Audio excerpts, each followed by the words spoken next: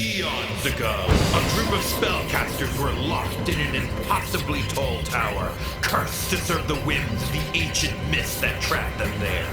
And what do these myths desire? Answers to TTRPG questions. This is Orb Support.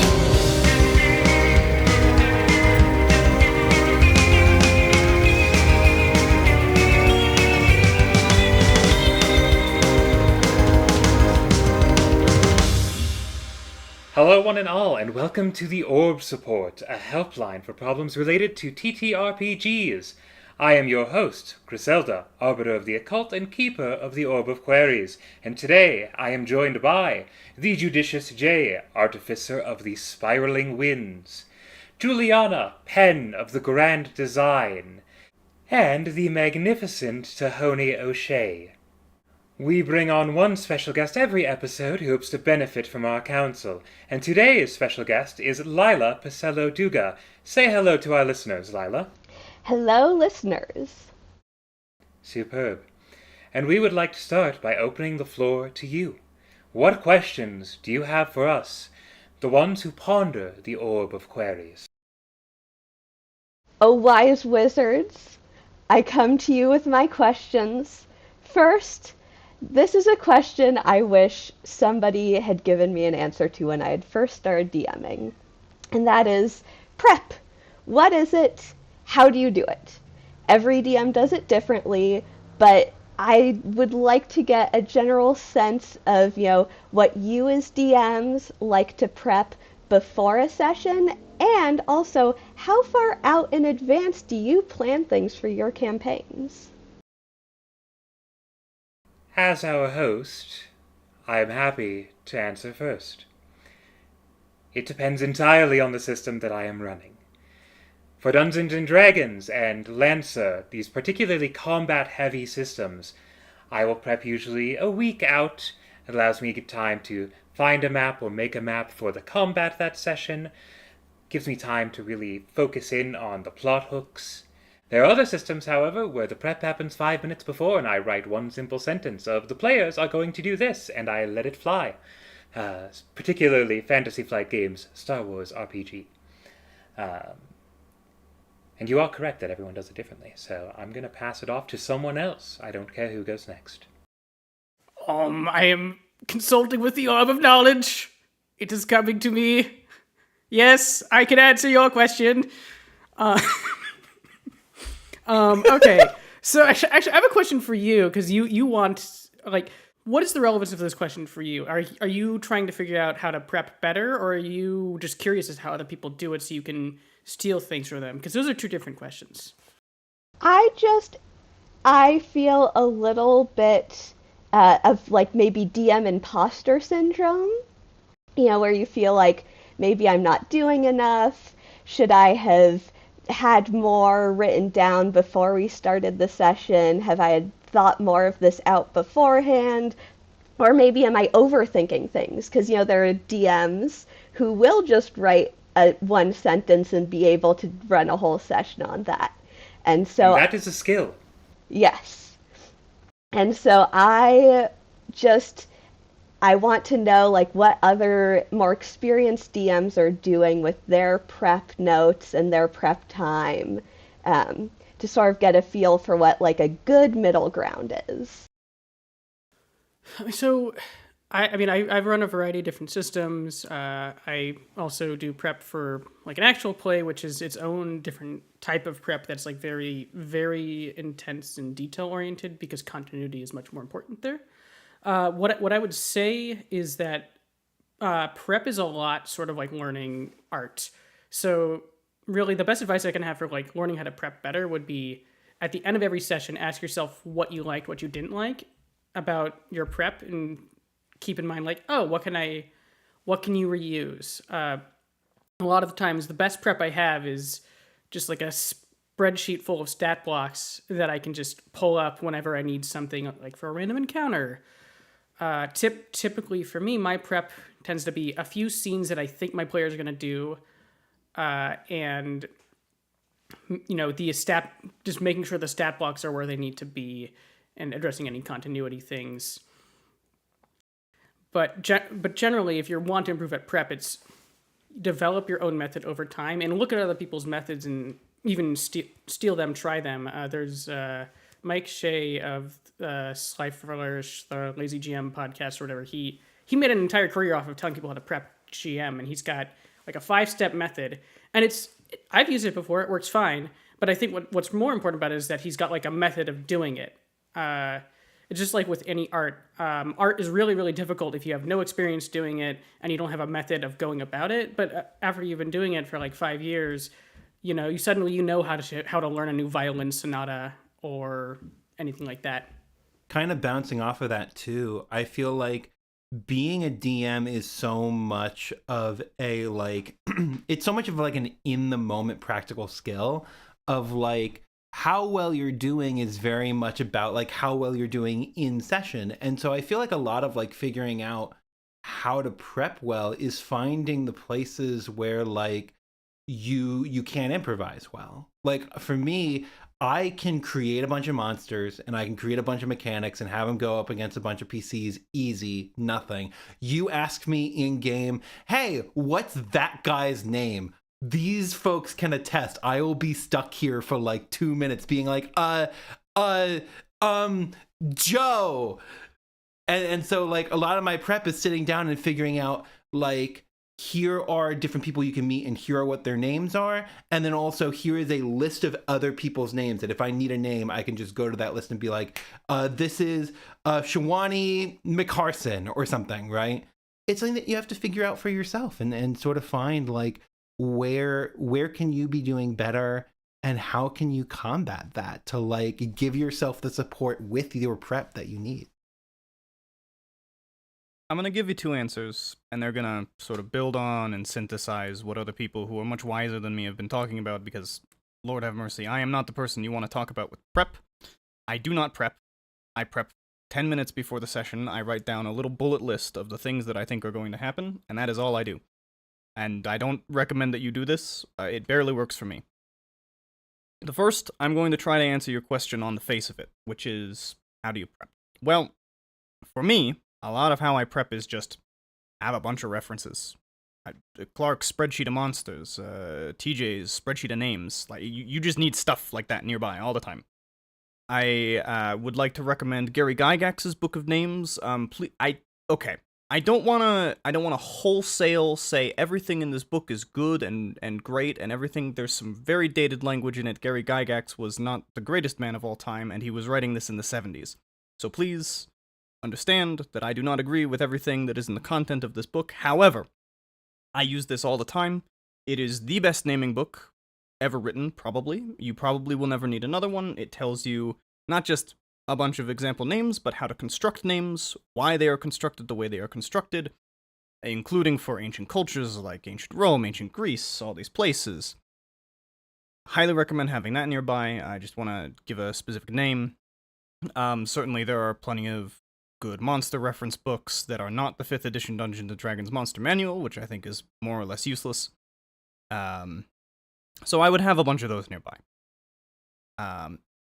If you want a little bit of prep, what I end up doing is literally just the shortest, quippiest bullet point notes that say, alright, the players are gonna go here, and this thing is gonna happen to them. Literally it'll be one word, Kraken. Oh boy, Kraken was like 2 whole sessions. And once you've got that, then it's sort of, you have a framework at least. You're not totally improvising, you're not totally off the rails. You have something to be like, alright, yes, the players are going to go here, and I have thought a little bit about, alright, they need like 3 challenges in their way. The second way I'm going to answer your question is maybe not in the spirit of the question, and I'm going to ask you a question. Which is, do you feel as though you are unable to do the things at the table that you want to do because of your prep? If the answer to that question is yes, then you have a prep problem, and you need to think about your prep. If the answer to that question is no, and you're mostly happy with what's happening at the table, or the things that you are unhappy with at the table are for reasons that are not because of your prep or lack thereof, ignore it. It's working fine. Thank you, wise wizards. Of course, it's what we brought you here for. To build a little more. We are trapped here for eternity. Yeah, no, it's Please pretty keep asking miserable. questions. To do 'cause that. All I otherwise eat is I'm cat twiddling food. my thumbs. That's true. I've heard that. Yeah. Actually, I do want to enter the second part of your question about like how far in advance I'm prepping things. Oh yeah. Because I think people think about advanced prep and like next session prep as the same kind of prep, and they're not. So the type of stuff that I'm prepping really far in advance, I'm like, it's usually beats. I'm usually thinking of specific beats. Like when are you caught up on Weave? This is spoilers for episode 4 of Weave. Yes, yeah. Okay. So the one of the reveals I wanted in the dungeon was I wanted the players to figure out the dungeon was lying to them, and I also wanted them to figure out like, oh, you can just travel anywhere in the dungeon by lying. Like, but I didn't necessarily like type out like Mark will find this in the wall, and then right. But I knew I had that goal, so whenever I had a chance to kind of think about that goal and orient my players towards it, that's usually what I would be doing. Or for larger plot beats in a big campaign, I might have a very clear vision of like, here is a scene that is based off of everything I know, really, really, really, really likely to happen. And I'm not necessarily thinking about prepping all of the steps that lead to that point. I'm just thinking this is a point, and I am either going to try to shape towards this point or shape with this point in mind. And if that point eventually makes no sense, I'll throw it out. Mm-hmm. All right, let's keep things moving. Consult What is the your next orb. question? For my next question, I am actually going to use an example from the game I'm currently running. So when it comes to player-focused plot stories, some players give amazing character ideas and backstories. For example, in my game, I had a player, she's one of my more experienced players. Her character is the adoptive daughter of Strahd. She is a Dampier. She is a divine soul sorcerer who is trained by the abbot, just very interconnected with the land of Barovia. Super interesting backstory that I had to work with and play around with, and just when we worked out her character, I knew exactly what I was going to do for her character arc. Like, it just writes itself. It's so wonderful. But then other players, less experienced players who maybe this is their first game, they just give you a pretty simple backstory, like maybe, oh, my parents are dead, or like, oh, I lost, my family's fortune and I'm looking for it. And that, doesn't really get the creative juices going as well. But I want everybody to have as amazing an individualized character arc as my player who has this amazing backstory. So, what do you do when your players don't give you a ton to work with for their characters? I would say that sometimes PCs need a little bit of orb support. Yes, please send them our way. More questions. Yes, They make a joke like this every time. Yes, actually, if we don't get enough questions, our flying fortress falls to the earth, and we all perish in horrible fire. It's awful. That is true. Can I like throw a complete 180 on this question, which is you don't need to do that for every character, right? If someone's like, my family's got treasure that's lost and stolen, great. You know exactly what's gonna incentivize them to go looking for the stolen treasure, right? Like who steals treasure? Bandits. This is sort of the difference between a preconceived arc versus like an emergent narrative, right? If sometimes players will grasp onto something that was completely unimportant to them in session 0, and like the player who's got the treasure stolen, right? Like, okay, so like there's bandits can steal treasure. Oh, there's a buried treasure at the bottom of the lake, right? The mention of treasure is probably enough for them to be like, maybe this is it, right? Maybe this is it, and then you can like, and not everyone really necessarily needs like this sort of arcing character narrative. Like when I play, personally, I don't see myself as someone who's like going for like crazy narrative. I'm more like I'm there for vibes, and I don't know why my computer sound is coming out of my computer and not my headphones. This is very bad. But The fucking orb, you know. yeah, sorry. I mean the orb. Sorry, the orb. The orb sounds are coming out of the orb and not my headphones. It's really bad. Well, you didn't plug your headphones into the orb. No, they're plugged into the orb. This is the orb. This is the orb Connectotron 7000. Right. Which I stole from Shohei Ohtani when I stole his name. Can we legally keep this bit in? Is this slander? And this is something you get a better sense of as you play with players more. Like a lot of the answers to prep and to character arcs and planning is just knowing the players well. Like how many sessions are you into your current campaign? Oh, we're pretty deep into it. It has been about a year and a half, and at least a session a month, about, if not 2 sessions a month.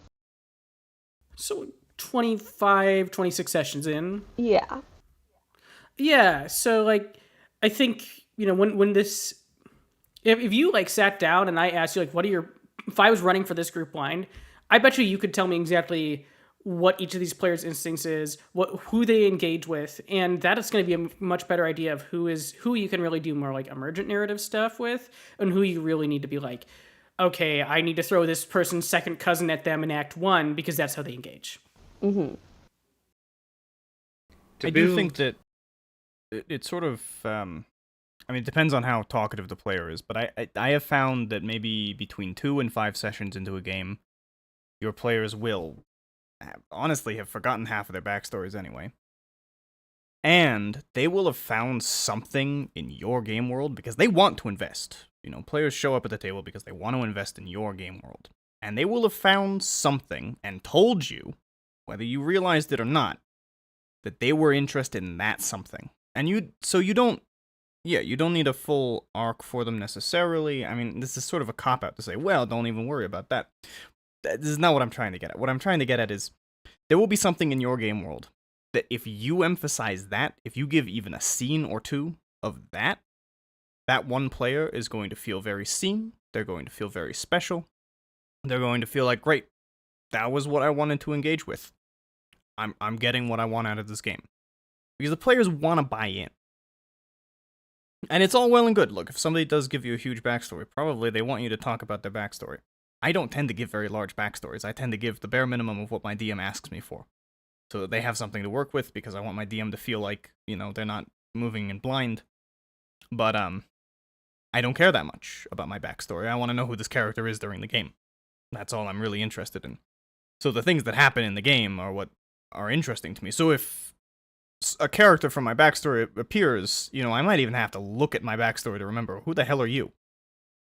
But if an NPC that I happen to strike up a friendly conversation with is now in trouble and I get to go run off and save them, well, there we go. Now I'm invested. Backstories are useful for finding specific plot hooks for characters, but it's not necessary, and it's also not entirely on you. The players must engage with the game that you are providing, for a character is just as much their backstory as they are their motivation. One of my favorite revenge stories of this mortal coil, from The Princess Bride, the story of Inigo Montoya. The backstory is right there. His father made a sword for a noble. The noble killed him, and he's on a quest for revenge. It's one of the best revenge narratives in existence. There's not a lot there, but the motivation from Inigo's character, and having the payoff at the end of the movie, of finally finding the six-fingered man and killing him, that is what makes it special. That is an interesting point, and I think it maybe hews to something even more general, which is that when a player hands you their backstory, they are telling you what kinds of things they care about, as much as they are telling you specific things they care about. Right? Player hands you, okay, my family's diamonds got stolen. Alright, they care about finding great loot, returning it to its rightful owners, maybe some heist shenanigans.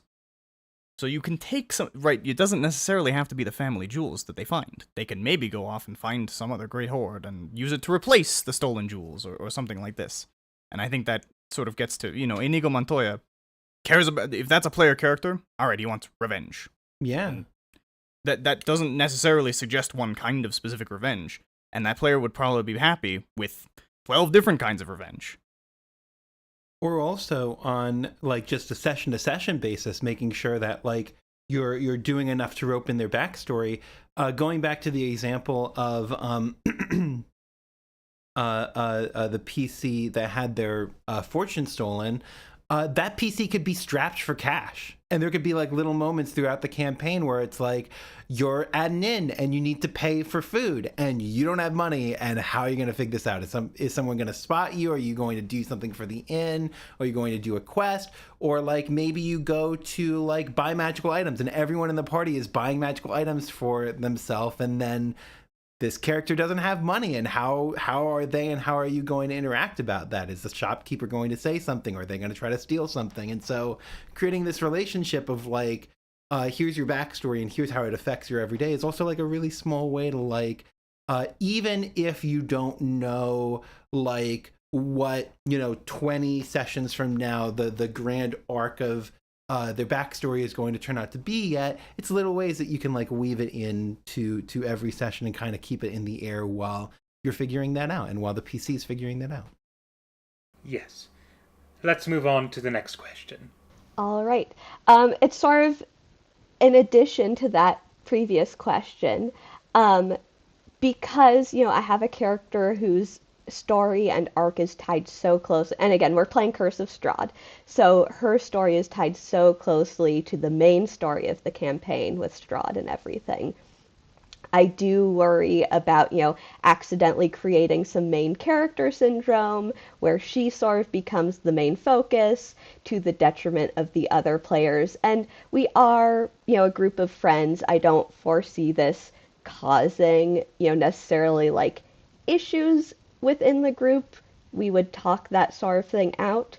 But I am curious if any of you have experienced that in any of the campaigns you've run where you've had a player who's just been like, maybe they're really, sort of the face of the party, they're really into doing the role play, and they're sort of starting to become the main character. And what are some ways you can sort of navigate around that? Move the certainly. spotlight. Yeah, I mean, look, all the little moments that we've been talking about with the answer to the previous question, as long as you're making every player feel special occasionally, it doesn't matter if one of them is sort of driving the plot, I have found. And in fact, I found it's a good thing to have somebody driving the plot. Because the reality is, when you sit down a table of 4 to 7 of your friends to play a game of Dungeons & Dragons, you know what the first thing that happens is, and the most absolutely derailing thing, is none of them know what the heck they want to do. And that's awful. That's a terrible feeling as a GM. That is a real nightmare of a scenario to figure out. So if there's something driving the plot, that's great. The other thing I want to add, which matters for the previous question as well, is, have you talked to your players about what they want from the game? Because a lot of players do not want to be the main character. In fact, a very, very small number. I'm gonna probably sing the praises of the 4th edition of Dungeons & Dragons many times over the course of my life. No, but as a young DM, I read the 4th edition Dungeon Master's Guide. And at the very beginning, it sort of lays out these player psychographics. And they basically say, hey, there's like 10 different reasons that people show up to the table. You should figure out why your players are showing up to the table. Because there's some players who don't even care that there's a game going on. They just want to spend a couple hours with their friends. So again, I don't want to cop this out. Like if you really feel like you are focusing way too much on one character, yeah, absolutely. Beach episodes exist for a reason. Do a beach episode. Talk about somebody else. Give somebody else something to do. But in general, I think maybe that's a good problem to have, is that one person is sort of driving things along. Alright, We have graced the orb here. And just a final thought for this question here. If it feels like someone's getting too much time, they're getting that main character syndrome, that's what the side plots are for. That's the beach episode. That's the shopping montages. That's when you can pull the narrative hooks of a different character and say, let's go have a side adventure to deal with your backstory or whatever. And you can really feel free to interrupt things. Like, really, I would not worry very much about how railroad, or not railroad, you know what I mean. But I would not worry about how abrupt it feels. And I mean, you if can you're worried totally about just throw something. If you're worried about how abrupt it feels, make it life-threatening. Make it dangerous. Put your player characters in danger. Say you must address this problem or die. Next question. All right, for my next question, I would like to ask how you all approach homebrewing unique items, spells, creatures, etc. So, for example, I want to give my players a baby dragon. The classic first adventure, you gotta have a baby dragon. And I want that dragon to be able to do more than just be like a cute little piece of flavor. I want it to have some sort of aura or some sort of attack it can do. But I'm just not quite sure how to go about creating that just yet. So I'm wondering how you all go about finding a feature that maybe already exists in the game that you can reskin, or how you create something entirely new for your homebrews. I have a direct answer for the baby dragon thing, actually, if you're looking for something for that. Please do. The MCDM, which is like Matt Colville's whole company, they have a product called the Beast Heart and Monstrous Companions, and I think they actually have a baby dragon in that. So that would be worth looking at. So that's just a direct answer to that question. Sorry, go ahead, TJ. No, what I was going to say was, so I feel like this might be a controversial answer. We'll see. I feel like with magical items and with abilities, there is a lot of weight in the community given to, like, you have to craft this thing perfectly so it's balanced.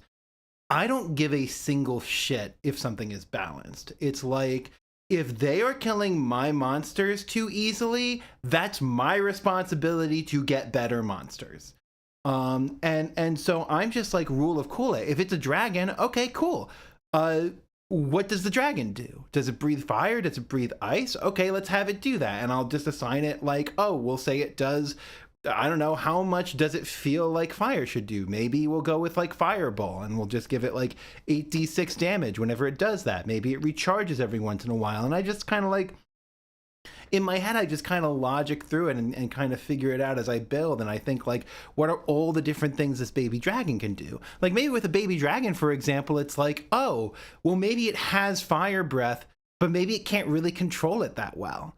And so maybe that means either when it goes to do it, there's a % chance that it, like, doesn't actually, like, create fire breath. Maybe that means that when it does fire breath, there's a % chance it can't stop fire breathing, and that can cause some sort of like chaos for the party.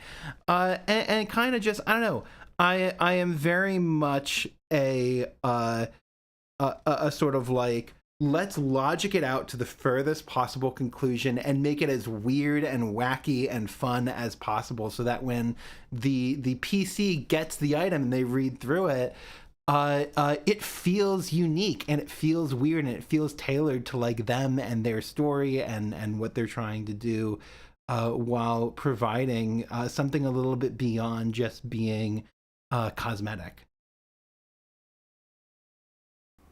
Juliana, you have experience with creating monsters from scratch. I would love to hear your thoughts. Yeah, I mean, I could teach a class on this, probably. I Condense will it. attempt brevity. All right. The first thing that I would want to do is figure out what the fantasy I'm trying to sell is. If I don't have an idea of the fantasy I'm trying to sell, then how the hell am I gonna, make an item? It sounds like you have a decent idea of this. You want a dragon companion that is somewhat useful. Great. Then yes, I would not worry about balance at all. I would think about, if I was reading this as a player, do I want this? Is this something that excites me?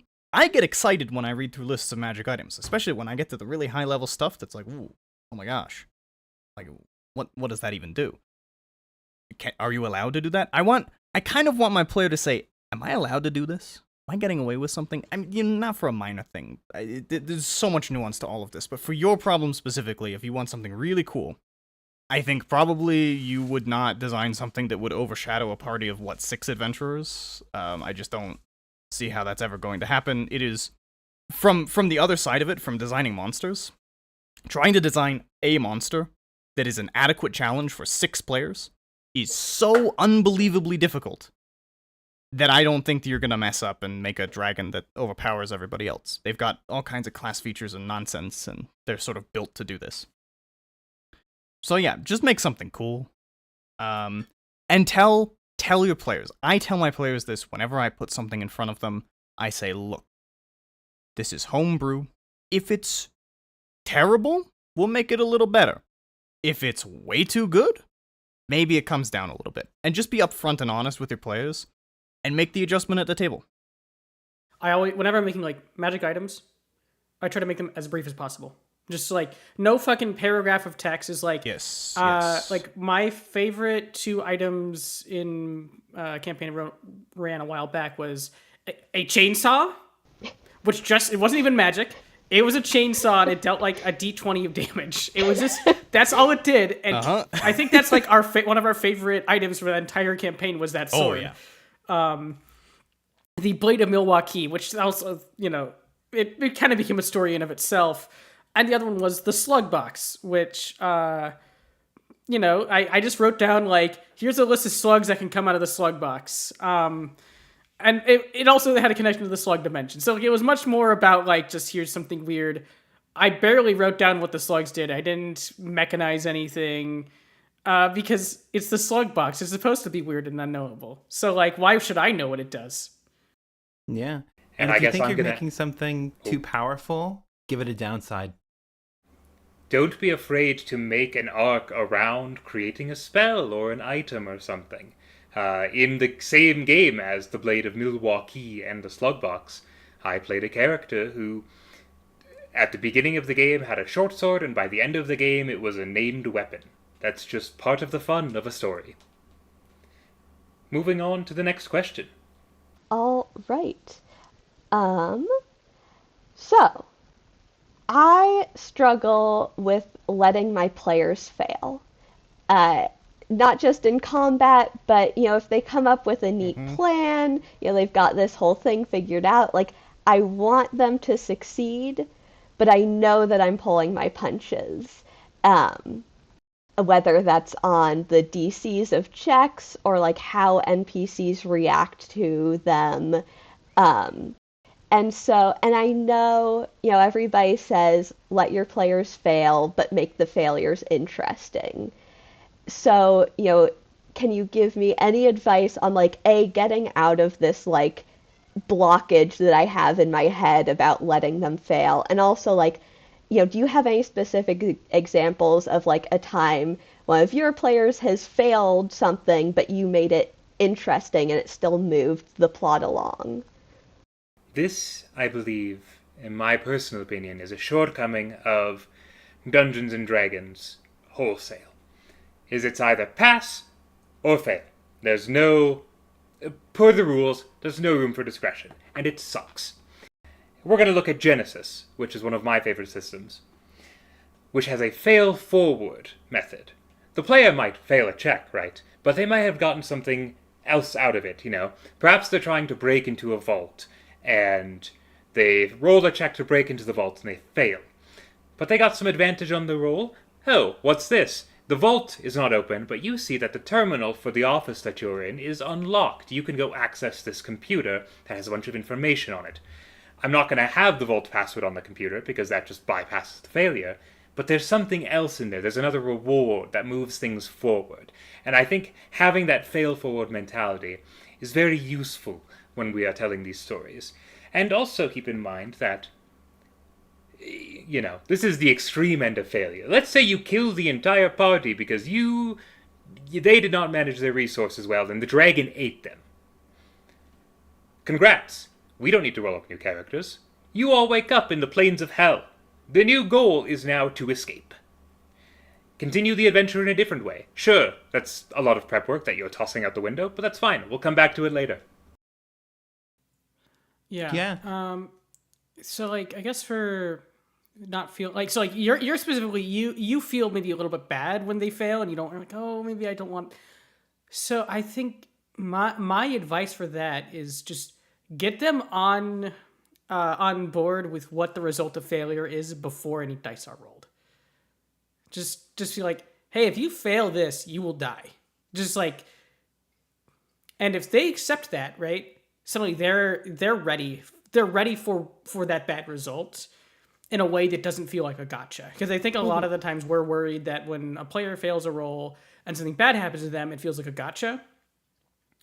And if you can remove any sense of gotcha, that's like, for me psychologically, that's what I have to do when I have to be mean to my players. And sometimes, like, I think my players will know that I'm sometimes a little too nice. But A pal, even. yeah, I'm a bit of a pal sometimes, and when I really need to be like, no, the stakes are real, I'll be like, the result of failure is death. You may roll or you may not. Choose. Just, and I think that actually gives tension, right? Like if it's very clear what exactly is at stake here, everyone cares about that die roll now, rather than like, oh, roll a deception check for what? Well, I'll tell you what the result of failure is if you fail. I think Nah, go ahead. to give some actual Curse of Strahd examples, because I'm in a Curse of Strahd campaign. But actually, okay, the organizing thoughts. We as DMs like to be gift givers, and I think like one thing that you can hold in your mind, or one thing that I try to hold in my mind when I'm DMing, is that failure and consequences in itself is a gift, and it can create these more interesting like scenarios. So like going back to Curse of Strahd. We have a character who's a rogue who is also an absolute fucking menace, as rogues tend to be. And we had this whole scene in our campaign where we went to Ravenloft and we had dinner with Strahd, and this character was being a bit of a brat. And so Strahd, because we're playing a gender bent campaign, Strahd was just like, all right, snaps her fingers, sends the character to the dungeons. You're just going to be in timeout because I said I wouldn't hurt you, so you're just going to be in timeout. And what that character got in order of its consequences was not, oh, I'm not a part of this dinner and I just have to sit here and sulk for the next hour. It was, oh, I'm a rogue. I'm going to break out of the dungeon and sneak around Ravenloft and steal a bunch of stuff. And then she stole a bunch of stuff. Strahd found out. And then later in the campaign, Strahd stole the stuff back and cut off her arm. And then that was another gift because we went to Vallaki and she got a clockwork arm, which was really cool and has a bunch of these different abilities. So it's always like failure is a pathway to giving more gifts and to opening the story up in like these new cool ways. And sometimes like when you have a hard hand, players will come back to that and be like, oh, okay, they'll start punching a little harder too. And you create this dynamic where it's like everyone's working harder on each other, and you get more and different magic. All right. In the interest of time... This is like the biggest question in all of DMing, and I've got a real one. All right, Because fine. I don't think that we've gotten to the heart of what... I don't think we've gotten to the heart of what the actual problem is, which is that improvising this shit is hard. It's really hard, and you need... I think maybe let's give you a framework for thinking about it. I'll be brief. This is from creative writing. They teach this in schools. You have sort of a Punnett square. On the top, you've got yes and no, and on the side, if I don't fuck up my mic right now, you've got but and and. And these are the scenarios that you can put your characters into. Your character attempts an action. You can have, yes, it works, but something happens. You can have, yes, it works, and something extra goes well for them.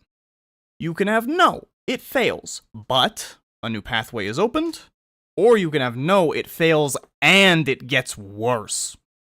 And this is something that I have internalized as a structure for me to think about improvising these things, because thinking about improvising these things is the hard part. I think once you get over that hump, and once you give yourself permission to be mean, you're golden. Okay, sorry. I did need to get that one out. Lila, I'm going to give you one more question. All right, I will give you the last question, which will require a bit of explanation about what's going on in our campaign currently. I need some advice on what to do in my next session, which is happening right after we record this. So no spoilers. Yeah. Not pressure. possible. Yeah, so if my party members, don't listen to this, spoilers. Okay, so I have my player. Her character is named Luxon. She is the adoptive daughter of Strahd, divine soul sorcerer. She's basically the cleric of the party. She has recently had a crisis of faith. She found out that the abbot is corrupted. She found out that Strahd is the cause of her biological father's death. And so she has lost her divine soul subclass and is now a wild magic sorcerer for the time being. They are currently in the middle of the fight with the abbot. In this fight, at the end of it, once they bring the abbot down to 0, I am going to give them a chance to redeem him. And in doing so, that will let her return to being a divine soul sorcerer. However, earlier in the campaign, at the dinner with Strahd, they spent the night in the castle and had spooky ghost encounters. One of those spooky ghost encounters was, I don't know if any of you have listened to this podcast or read the story, but it was based on the left-right game. The hitchhiker portion of the left-right game, if anybody knows that. They had to basically walk a ghost across the room, but not speak to her. I created a wisdom check. I thought my DC was very low. 4 out of 6 of them still failed it, of course. So 4 out of 6 of them talked to her, and I want there to be consequences for that. What the ghost said to Luxon was, "I know how you can save him," and whispered something into her ear. I kind of want those consequences to show up now that they are fighting the abbot. And so I don't know if it would be too mean of me to say, when the abbot gets low, like, Luxon, you realize, like, you have a strike of divine inspiration. You know how you can save him. The corruption is in his blood. You need to suck his blood out to purify it, because she, again, is a Dhampir. In doing so, that would essentially corrupt her. And I've talked about this with her. She is fine with, like, going down a corruption route and becoming a shadow sorcerer, I believe is the subclass. So I want to give her the consequences for that, but I also don't want to take away the other option of redeeming the abbot. And I don't really know, like, how to present these choices in a way that, like, both penalizes her for failing that ghost encounter, but also does not lock her into being corrupted. How does she know that these things are tied to the ghost encounter? Because what you've said seems sort of disjointed. Can you link the consequences for failing to the ghost? So when she encountered the ghost and failed, the ghost whispered in her ear, "I know how you can save him." And I said, you feel like you can't remember what the ghost said, but you can feel like an itching in the back of your mind. Sure, but this sounds like a reward to me. No, I fully disagree. This does sound like a consequence, because the thing is, we don't punish players. We punish characters, right? So even though the PC is, like, getting all these cool new abilities if they suck the blood and don't, like, do that, it doesn't mean that the character is going to feel good about that. The character is being punished even though the PC gets all these new cool abilities. Wait, so hang on. I want to make sure I understand the choice here. So the character can either, like, redeem and become a divine soul sorcerer, or suck their blood and become a shadow sorcerer? Yes. They also, if the party decides to just straight up kill the abbot, she said that she wants to think about maybe multi-classing into Redemption Paladin and have a bit of like a longer redemption arc. So I sort of have like three choices. The bad choice, which is she sucks the abbot's blood and becomes corrupted. The sort of neutral choice, which is they just kill the abbot, they say he's bad, he's corrupt, kill him, and she multi-classes into paladin. Or the good choice, which is she is able to divinely heal him. He is healed and alive, and she gets her original powers back. I can Okay. speak to Hang on. This is an ethical choice. This is really you just want to phrase it as an ethical question about what she wants to do. Mm-hmm. Right? Like if you can find the way to be like, hey, like make every option a tough choice to make. Mm-hmm. Right? Like so like okay, redeeming him with divine magic. Okay, she doesn't have access. Does she have access to divine magic at the moment? Not really. She has an icon of Lathander, which is her god. You ask yourself, why would this option be against her best self-interest, right? And I would do the same for killing him. Like, why is killing him against your best self-interest? Well, because this guy's important to me. He helped raise me in some way, or, you know, he had some character connection, right? But also, like, in both of those options, he dies, right? That's why the dark side's so appealing, because that's the one time where he lives, right? Because you put, like, maybe you suck his blood in the blood, like, you know, like you exsanguinate him, but he lives somehow, right? That's I assume the choice there. I was going to have it so that he lives if she redeems him, but I could honestly see it where, like, because he is spoilers for Curse of Strahd, if you are currently playing the campaign and have not gotten to this point yet, please turn off your ears. The abbot is a deva. So I could see redeeming him, returning him to, like, the astral realm. As, like, you know, he goes back to his angelic form. He leaves Barovia and can no longer re-enter Barovia. So she loses that sort of father figure, but she knows he's safe somewhere else. if I may. Mm-hmm. Have you had a conversation with this player specifically about what they want, like the story they want to tell? Oh, yes, many. I think now is the time to sit down with the player for the final conversation, right? And really discuss the ramifications and get the final choice. Because that will allow you both to have the moment of, this is the story we want to tell.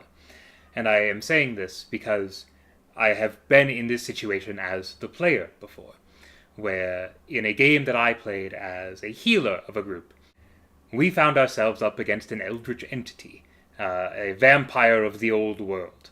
And the GM of this group and I had been talking a little bit about these other eldritch entities, for lack of a better term, strangers to the realm. They were interlopers, outsiders.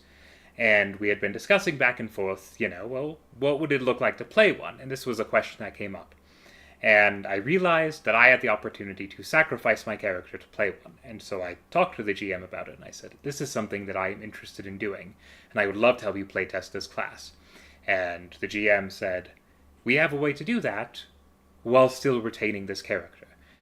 She died for 9 years, and was stuck, her spirit was stuck in the unseen before she found a body that she could reanimate with her soul attached to it.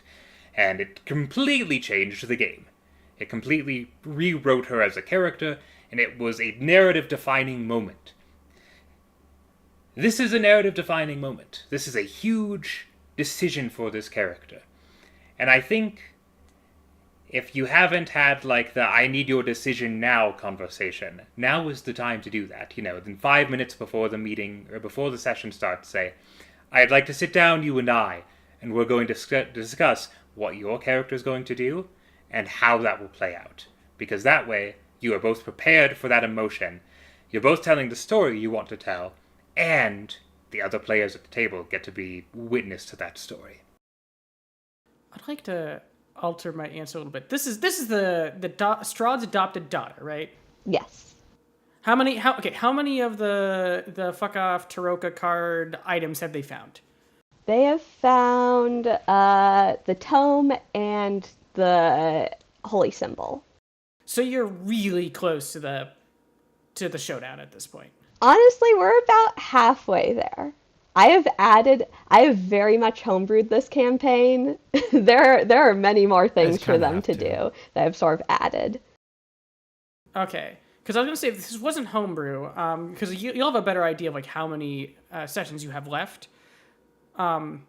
She's already had the realization that Strahd is awful, right? Maybe this I would probably just be like, just give her the redemption one. Just be like, here you go, redeem a clock. You have now officially like betrayed your adopted father by like redeeming this Deva and letting them leave, right? Like that, that could be sort of seen as a betrayal of like Strahd's corruption of the realm.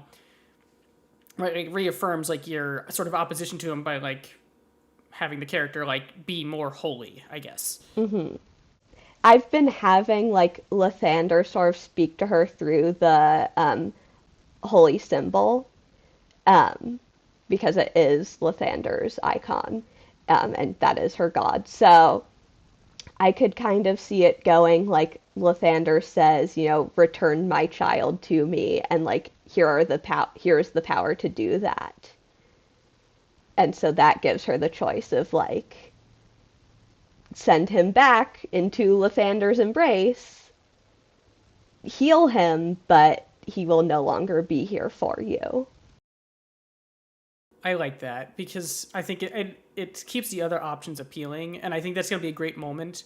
Just like in the moment, they're gonna make that choice and they're gonna live with it. I think that would be awesome. I'd fucking love to play that character right now. All right. Does that answer your question? That does. Thank you for your wise wisdom, you wise wizards. Oh, we're not done yet, but you're welcome. Now, you are going to help us answer some questions. For knowledge is not free. There is always a price to pay when you consult with us. You must help us, the Council of the Orb of Queries, answer questions from the mist that now plague us unceasingly. You will be the primary answerer for these questions. I will ask them. If you would like to tag in either myself or one of my fellow council members, you're going to roll a d4. Are you ready to answer these questions? I am ready. From an overwhelmed ooze, I have a large group of friends that want to play, and there's no way I can run a table for all of them. 12 is just too many. How can I address this? I would talk to them and I would say, look, we can do this a couple of ways. We can either run, a West March style campaign where we have a campaign set in the same world, and then whoever can play that week just joins in the table. Nobody's ever going to be playing all together, but that way everybody gets to enjoy the same world, the same stories. Or you might say, let's split this up. Maybe one group of friends really wants to play a gothic horror story, and so you're like, great, let's play Curse of Strahd with you six. And then another six of the group says, I want to play like classic, heroic fantasy. And you're like, great, let's find, a different campaign and we'll run that with you. And I would split them in two, because I am running a group of 6 right now, and it's difficult, but it is doable. So I would say split them in half, or just run a West Marches style campaign. A local commoner, tired of natty mail. How can I stop my local maid from turning my mailbox into a frog every day? We get this question a lot. Well, I would say communication is always very important.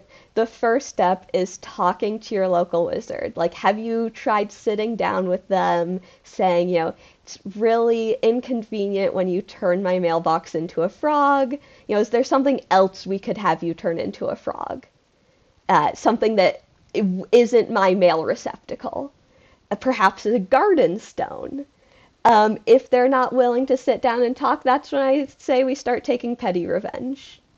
And, you start replacing their spell components with itching powder. So they go and take out their bit of sand and it's itching powder, and now they've got a rash everywhere.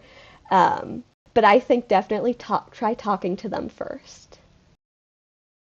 Wise counsel. Long-time player here. How do I start GMing? It just seems overwhelming. From an anonymous spirit. I might not be the best person to ask for this because I decided I was going to run Curse of Strahd as my first campaign, which I think is a horrible idea, and you should not do that. I was like, oh, I want to run a homebrew campaign, but I should probably practice with some pre-written stuff first. Let's do Curse of Strahd. Don't do that if you're starting out. I would say pick a pre-written... You pick a pre-written adventure. Rime of the Frost Maiden would be good. Hoard of the Dragon Queen, something like that. That way, you sort of get a feel for how adventures are constructed. And, I'm sure as everybody can attest to, in D&D 5e, things claim to be balanced that aren't really balanced, so you don't have to worry too much about, like, oh, is the CR correct for the group? You can start playing around with that sort of thing once you get the hang of it. But I think start with something pre-written, just to get the feel for it. And then from there, you can sort of jump off into homebrewing, and you can even, like, take the adventure you have done that, was pre-written and, like, break it off into your own homebrewed fun adventure. Wise counsel. So yes, do any of the wise wizards want to give their advice on this? I shall roll the die. 4. So I believe that is the stealer of names, Tahoni. I've stolen your name. My name is now Lila. You are now nameless. You are now nameless. No, we cannot do that to our guests. Give it a wear off in about 24 hours. Wait, this is not a permanent steal. You told me this was a permanent spell of name stealing. We know better than to give you a permanent spell. It is if you're a fae. Well, shit.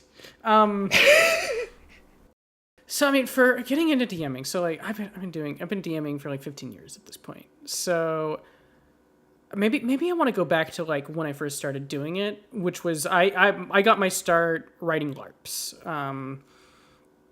And for me, it was a lot of playing. It was a lot of iterating on like a smaller scale for me. This might not be how everyone else wants to go about it, but my recommendation is like, hey, let's run a small adventure that requires you to do a little bit of work.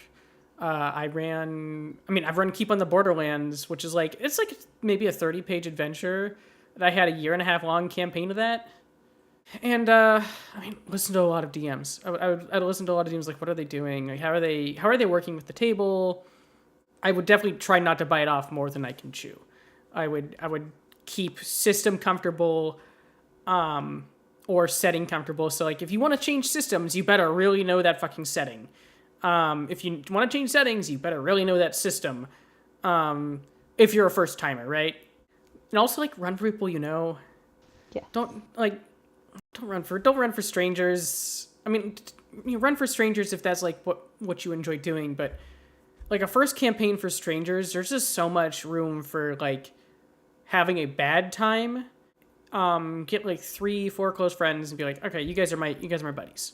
Because if the campaign's bad, you can still have fun with your friends. If you're with a group full of fucking strangers, fun's at the door.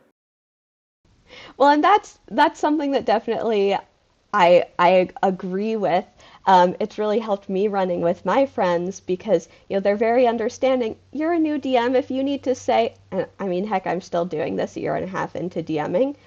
Sometimes you need a minute to think about how you're going to respond to something a player has done. And so I'll just be like, yeah, that is a good question. How would Strahd react to that? Let me think for a sec. And because they're my friends, they're like, yeah, buffer for a sec. That's totally fine. Whereas, if you just sit down with a random group of people at your local game store, they might not be as forgiving. They might be expecting you to be a bit more experienced. But when it's just your friends all hanging out, they're going to forgive a lot. I've literally retconned things. We've started up a session and I've gone, hey, by the way, I have some things we need to retcon. Also, I realized there was something I wanted to do before we did the long rest, so we're just going to travel back in time to before we took that long rest the evening prior and do this little scene that I forgot to do last session. Wise counsel indeed. Up next, we have a witless wraith. Sorry, I'm going to try that again. A witless wraith from Wyoming, who asks, I'm always stuck as the GM, and my friends refuse to take up the mantle. How do I become a player? I think you have to hex one of your friends. I, too, am in the situation of I now have the mantle of Forever DM. You can, go to your local game store if you have one, see if there are any games running you could join as a player, see if any of your other friend groups have a game going on you can join. But unfortunately, you can... I think it's something you have to sort of trick your friends into doing as a DM. You have to, really sell them on DMing. Just find one friend in your party who you think they'd be a decent enough DM. And you gotta really start talking up how wonderful DMing is. You gotta be like, it's so great, you have all these secrets that you're hoarding, and it's so fun, knowing all of these things that your players don't know, and you can cause so much chaos. And you really gotta, find a way to convince that particular friend, Maybe they like telling stories. Tell them you get to control the whole story and you get to, make story arcs for 4 different people. Isn't that so fun? Wouldn't you love to try that? We should definitely, you know what? Next time we meet, why don't you run a one-shot? And then you dump them with the Forever DM mantle. A vicious response. Alright, the orb is quelled. We have one more question before we will let you go. Juliana, I believe this is your question. We sort of came up with this bullshitting in the back of the orb flying tower, but sure, I'll hand it off. And this is a very important question which we ask to everybody. What is your advice for speedrunning the Curse of Strahd? From entering Barovia to Strahd is dead in the shortest time possible. Full evil campaign. Okay, first of all, you gotta make friends with everyone, but mostly you gotta make friends with the evil people. You start out, Village of Barovia, say, yeah, I'll totally help Irina. You go, you get your tarot reading, or Taroka reading, figure out where those items are gonna be. I'll just pretend it's where my items are. All right, we'll take Irina to Vallaki just because we're already going to Vallaki. But here's the thing, Strahd's going to get his hands on her no matter what you do. So we're completely skipping the church and getting the bones back. No need. Honestly, Yep. I would take the time to overthrow the Baron and put Lady Watcher in his place, mostly because I find him annoying. I would go out of my way to do that. Sure. Which I honestly think would help lessen the amount of time it takes to get in and out of Vallaki. Because he has all of the checkpoints set up. Next, we're making a straight beeline for Kresk, because that is where my ally was. So we're picking up our fated ally. And then we are going and staking out the werewolf den, which is where my holy symbol of holy symbol of Ravenkind was. We are waiting until most of the werewolves leave on a hunt, and then we were going in and blowing up the rest of them with as many fireballs as we can. And hold person is very useful in this encounter, as I learned when my players True. held True. person on like 2 out of the 4 werewolves I had in there. Um, we Yeah, are that is a grabbing. glitch in Strahd. Yeah. Yeah, Werewolves are monstrosities, but, the coding left him as human. You can hold persons in Curse of Strahd. yep. So we are grabbing that holy symbol. No need to care about saving any captives that the wolves have. We're not helping anybody. We are getting in and out of here as quickly as possible. We're leaving Krez. We're saying hi to the abbot. Nice flesh golem you have there, abbot. Cool. Not dealing with that. Um, we're going to go to the winery. We're not actually going to save the winery, but I would say you should probably deal with Winter Splinter. So I would go to the ritual circle on the hill, break up the ritual. Again, many fireballs work well here. This is a fireball situation. And I think most issues can be solved with fireball. Of course.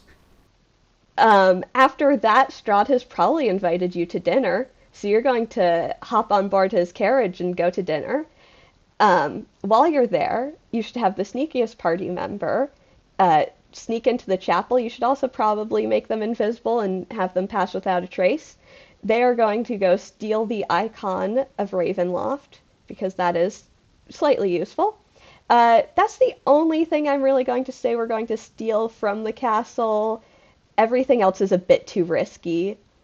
If Strahd does happen to catch you, we're breaking a window, and hopefully we have a druid who has wild shape, because we're flying out, or somebody who has fly, because we're flying out of here.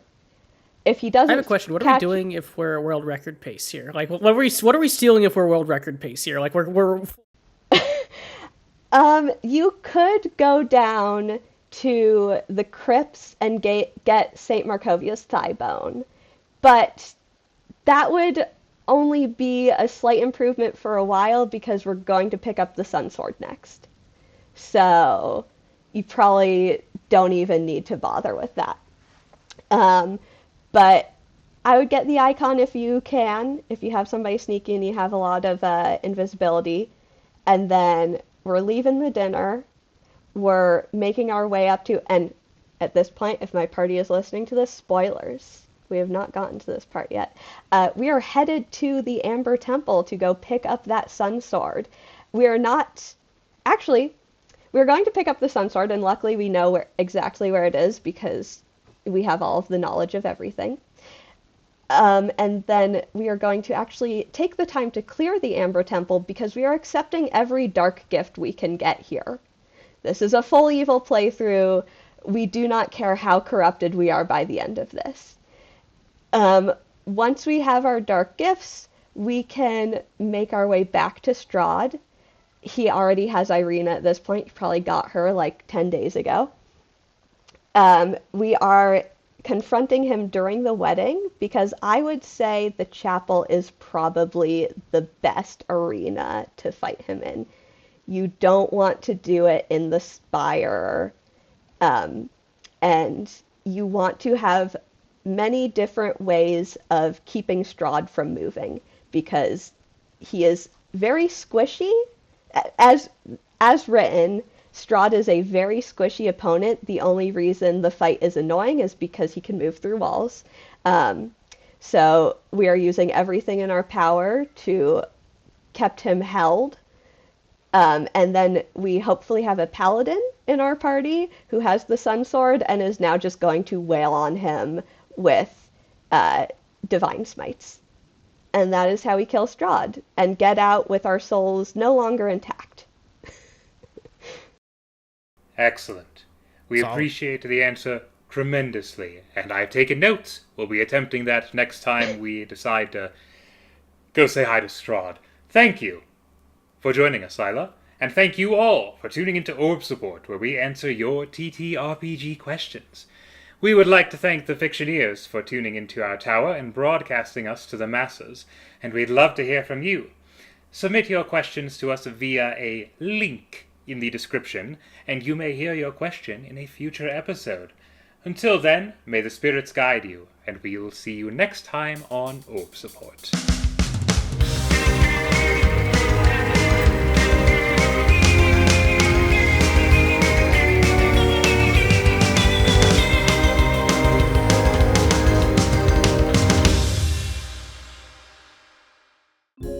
You've been listening to Orb Support.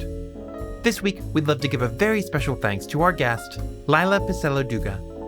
This episode of Orb Support also featured Clark Nichols, Julia Pisello Duga, TJ Martin, and Zelda Migneron. This episode was produced by Zelda Migneron. It was edited by Julia Pisello Duga, with opening sound design and music from TJ Martin. Orb Support features art by Julia Pisello Duga. The YouTube version was edited by Julia Pisello Duga. If you'd like to submit a question to the Miss, please do so via the link in the doobly-doo. If you enjoyed this episode, leave us a like or a comment and subscribe to get notified when future episodes release. Share us online and rate us on iTunes or Spotify. Follow us on Tumblr, Blue Sky, and TikTok at Fictioneers Podcast. Thank you so much for listening, and we'll see you next time on Orb Support.